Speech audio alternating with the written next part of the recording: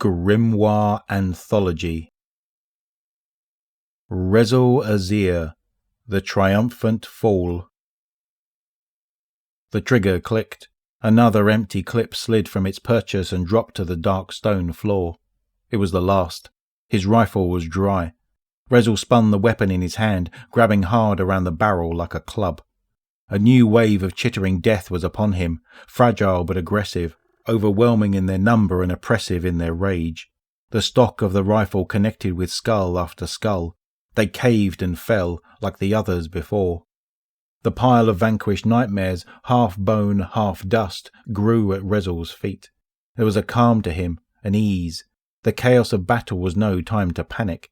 His swing was wide but measured, no wasted movement. A demon clawed at his back, then another. They were heavier than their frail frames would suggest. He gave a shrug and a shake, turned and hammered the stock hard into the side of one creature's temple. Its skull splintered and the stock lodged deep in the wet, chalky mass beneath the bone. He made a fleeting effort to break the rifle free, but had to let it fall away as the rush of demons increased.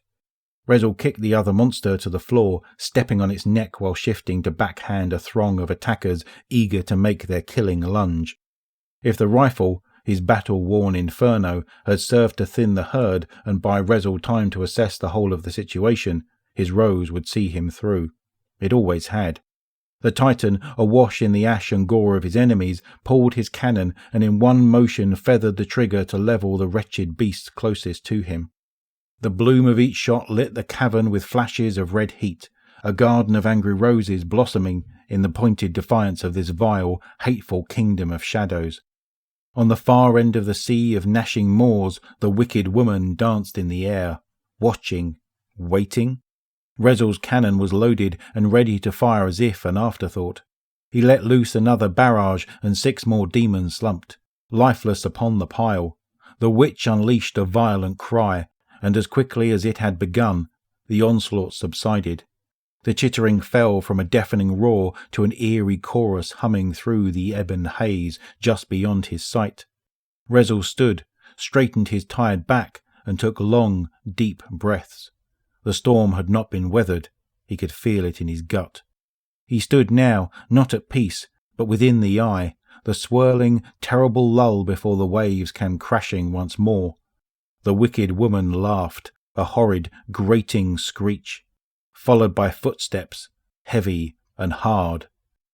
Thoom, thoom, thoom, thoom.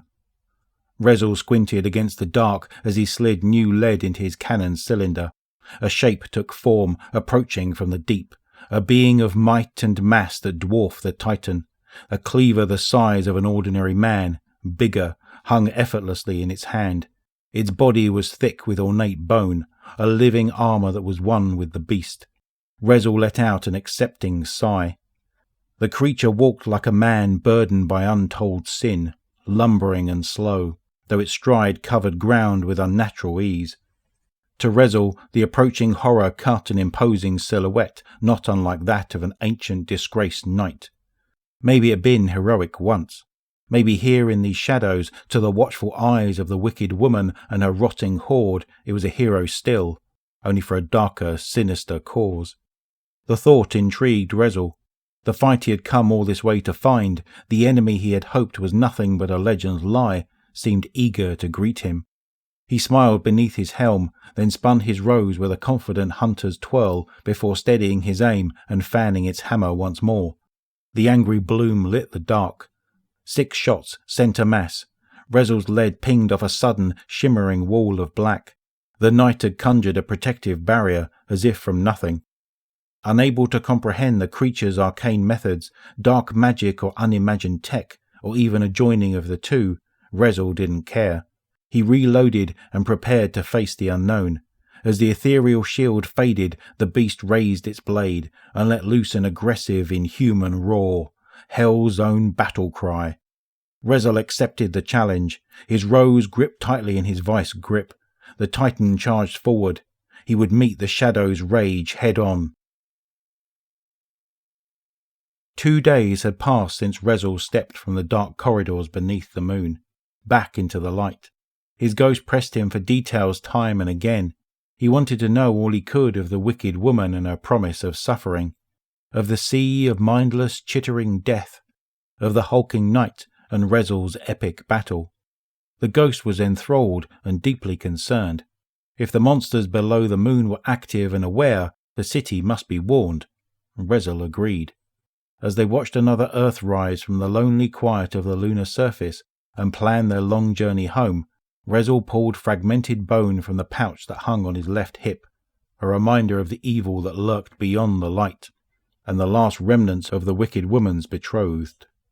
And while he recounted once more the events of his time in the shadows, he took his rose from its holster and began grafting the bone to its steel frame.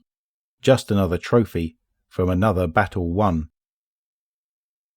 It was only later, and far too late, that the whispers came and the bones revealed their true, jagged purpose.